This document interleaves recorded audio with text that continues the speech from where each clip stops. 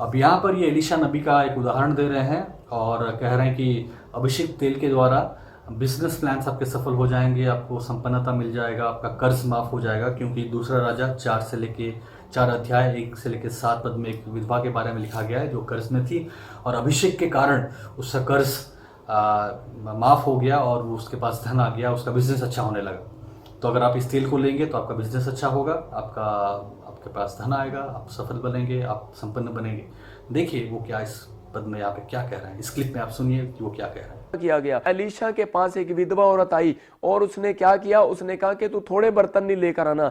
जब वो बर्तन लेकर आई तो उसने एक अभिषेक को छोड़ा और वो तेल उसने छोड़ा, वो तेल बंद नहीं हुआ जब तक वो बर्तन नहीं भर गए। मैं बताना चाहता हूं क्यों, उस समय वो एक कर्जे में थी। जब उसने उस ऑयल को छोड़ा, उसके ऊपर उस अभिषेक के ऑयल को छोड़ा, तो उस समय क्या हो गया कि वो धनी होगी। मैं आपको बताना चाहता हूं कि ये परमेश्वर का एक बहुत खूबसूरत प्लान है अपने लोगों के लिए, कि जो लोग आशीषित होना चाहते हैं। मैं बताना चाहता हूं कि परमेश्वर अपने लोगों को कामयाब करता है। अनॉइंटिंग ऑयल रास्ता निकालता है। अगर आप तक आपको डायरेक्शन नहीं मिली, जब अनॉइंटिंग ऑयल आपके ऊपर आएगा तो डायरेक्शन मिलने लगेगी। आपको बिजनेस में, आपके कामों में, आपको हर एक समस्या से आजाद होने लगेंगे आप। जब तक आपका कनेक्शन ऑयल के साथ नहीं होगा तब तक पवित्र आत्मा आपसे पहचान नहीं करेगा। तो यहाँ पे जो पद लिया गया है, ये लिया गया है दूसरा राजा और उसका 4 अध्याय 1 से 7 पद में। और इस पद के द्वारा इस वीडियो में जो प्रेजेंट किया जा रहा है, जो आर्गुमेंट दिया जा रहा है वो ये है कि अभिषिक्त तेल के कारण बिजनेस सफल होता है, अभिषिक्त तेल के कारण सफलता आती है, आप धनवान बन जाते हैं।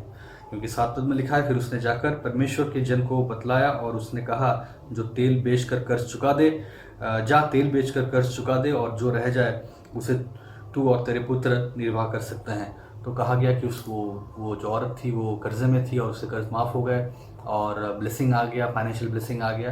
फिर से हम देखते हैं यहाँ पे किस तरह वचन को मिस रिप्रेजेंट किया जा रहा है।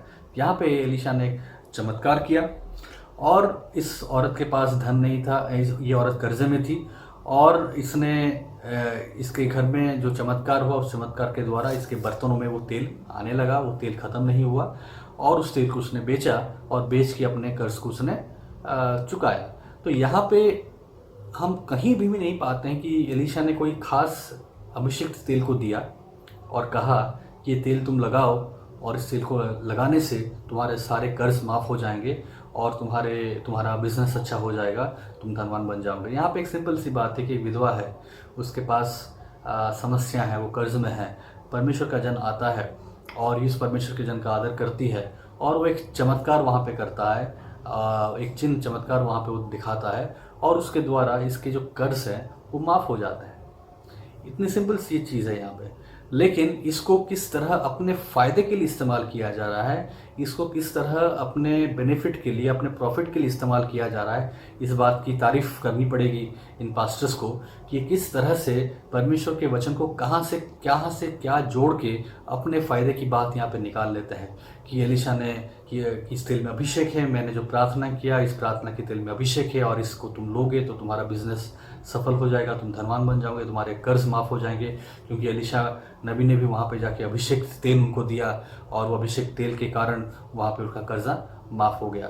तो मेरे प्रिय भाइयों और बहनों, आप लोगों को बाइबल बहुत ध्यान से पढ़ना है और समझना है कि क्या घटनाएं हो रही हैं, किस संदर्भ में हो रही हैं, ताकि इस तरह के पास्टर्स और इस तरह के लोग आप लोगों को गुमराह न करें और आप लोगों को गलत शिक्षा में न लेके जाएं। अब यहाँ पे मत्ती 25 अध्याय और 1 से लेके 3 पद को मिसकोट किया जा रहा है, जो कि 10 कुंवारियों का दृष्टांत है। और यहाँ पे भी फिर से अभिषेक वाले तेल के कॉन्सेप्ट को यहाँ पे घुसाया जा रहा है। आप इनको सुन सकते हैं कि वो इसके बारे में क्या कह रहे हैं। लेकिन मैं आपको बताना चाहता हूं कि मत्ती के 25 के 3 और 4 में क्या लिखा, कहता है कि समझदार स्त्रियों ने, समझदार कुंवारियों ने अनॉइंटिंग ऑयल को ले लिया और लेने के बाद उन्होंने अपनी मशाल जलाई और उसके बाद कहता है कि अपनी कुपियां भी भर ली तेल से। वहां लिखा अपनी तेल से कुपियां भी भर ली। लेकिन जो मूर्ख स्त्रियां थी, मूर्ख कुंवारियां थी, उन्होंने मसाले तो ली लेकिन तेल नहीं लिया। मैं आपको बता रहा हूं कि अगर समझदार व्यक्ति हैं वो तेल ले, क्योंकि मैं आपको बता रहा हूं कि अनॉइंटिंग ऑयल आपके विश्वास को सोने नहीं देगा, अनॉइंटिंग ऑयल आपकी प्रार्थनाओं को गिरने नहीं देगा, आपको मजबूत करेगा। तो आप इसको ले सकते हैं, ये परमेश्वर की ओर से है। मैं आपको बता रहा हूं कि ये प्रार्थना का तेल है, ये ऑयल उसके लिए बनाया गया जो लोग चंगा होना चाहते। अब यहाँ पे इन्होंने 10 कुंवारियों का वो दृष्टांत लिया है, जो कि मत्ती उसका 25 अध्याय और 1 से 3 में आप पाते हैं। पूरा 25 अध्याय का फर्स्ट जो पैराबल है, दृष्टांत है, वही है। और यहाँ पे फिर से कोई अभिषेक तेल की बात नहीं है। यहाँ पे अपने कुप्पियों में या फिर मशाल में, जो यहाँ पे लैंप लिखा गया वो बेसिकली मशाल है, क्योंकि जो यहूदी शादियों में दूल्हा कई बार रात को पहुँचता था, कभी लेट होता था, तो ये लोग मशाल जला के उसका वेट करते थे। मशाल जलाए हुए होते थे ताकि वो लोग वेट कर रहे होते थे। और कई बार वो लोग एक्स्ट्रा तेल रखते थे ताकि इनकेस दूल्हे को आने में अगर लेट हुआ तो फिर वो अपने मशालों में या कुप्पियों में तेल डाले और वो जगते रहे। और ये पूरा जो पैराबल है ये इस लिए लिखा गया है ताकि हम लोग सचेत रहे, हम लोग जागरूक रहे, ताकि जब यीशु मसीह का आगमन हो तो हम लोग तैयार पाए जाएं। ये उस उद्देश्य से इस पैराबल को लिखा गया है ताकि मसीहों को, हम लोग को ये एक चेतावनी दी जा रही है, एक शिक्षा दी जा रही है कि हमें भी कैसे अपने आत्मिक जीवन में सचेत रहना है। हमें आलसपन में नहीं चले जाना है, आत्मिक आलसपन में नहीं जाना है, लेकिन हमें आत्मिक जीवन में सचेत रहना है, सतर्क रहना है, तैयार रहना है, ताकि जब हमारा दूल्हा या कि जब यीशु मसीह है तो हम उसमें पाए जाएं। यहाँ पे किसी भी तरीके से कोई अभिषिक्त तेल, उस तेल के द्वारा चंगाई, उस तेल के द्वारा सफलता, उस तेल के द्वारा धनवान बनना, ये कोई भी बात यहाँ पे नहीं है। फिर से वचन का गलत मिसरिप्रेजेंटेशन, मिसयूज अपने पर्सनल फायदे के लिए यहाँ पे किया जा रहा है। अब लूका 10 अध्याय और 34 पद से भी फिर से मिसकोट किया गया है, जहाँ पे जो वो कह रहे हैं कि अभिषेक तेल के द्वारा चंगाई इसलिए आता है क्योंकि बाइबल बताती है कि जब सामरी आदमी ने जब उस तेल को उंडेला तो फिर जो आदमी को डाकुओं ने लहूलुहान करके छोड़ा था वो चंगा हो गया। तो तेल के अभिषेक के द्वारा या तेल को उंडेलने के द्वारा, उस अभिषेक तेल के द्वारा चंगा आया।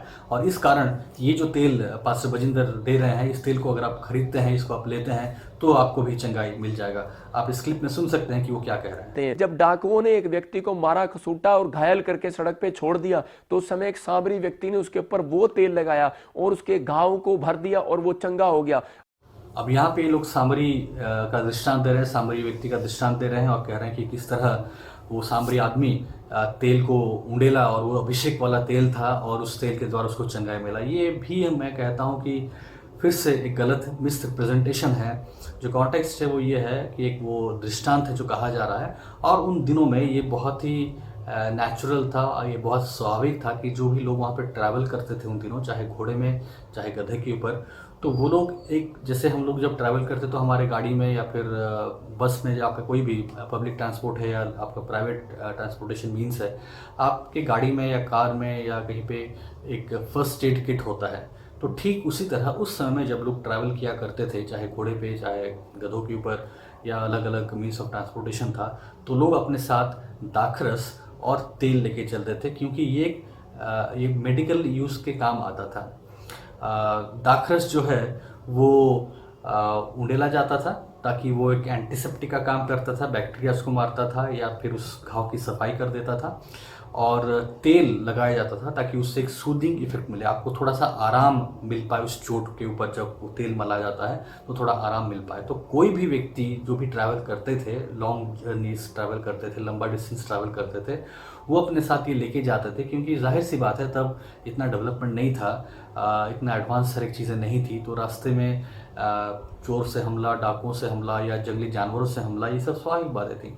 तो अपने फर्स्ट एड के लिए लोग ये चीज़ अपने साथ लेके चलते थे। तो जब ऐसा यहाँ पे होता है, एक दृष्टांत में कहा जा रहा है कि ये व्यक्ति जब वहाँ पे डाकू ने मार के उसको डाल दिया और वो सामरी व्यक्ति वहाँ से जा रहा था, उसने बस वही किया जो किसी और के साथ वो करता, या फिर खुद उसके साथ अगर होता तो इसी का इस्तेमाल करता। तो उसने फर्स्ट एड किट की तरह उसको यूज़ किया, उसको अप्लाई किया और उसने दाखरस को उंडेला और तेल को लगाया और फिर उसको अपने गधे पे लिटाया, रखा और फिर उसको सराय में लेके गया और कहा कि इसे देख रेख करना, और अगर जो भी खर्चा हो मैं आके उसको मैं तुम्हें दूंगा, तुम इसकी देख रेख कर लेना। तो यहाँ पे उस तेल में कोई ऐसा अभिषेक नहीं था कि वो तेल उंडेलने के द्वारा, तेल लगाने के द्वारा वो व्यक्ति वहाँ पे चंगा हो गया। तो यहाँ पे फिर से गलत तरीके से वचनों को रिप्रेजेंट करके अपने फ़ायदे की बात, अपने मुनाफे की बात निकालना, अपना मर्चेंडाइज करना, अपने तेल को बेचना, इसका तरीका, एक और एग्जाम्पल आप इस वचन के द्वारा आप देख सकते हैं कि किस तरह इसका मिसयूज़ करके ये सब चीज़ें ऐसे मिनिस्ट्रीज में और ऐसे पास्टर्स लोग करते हैं।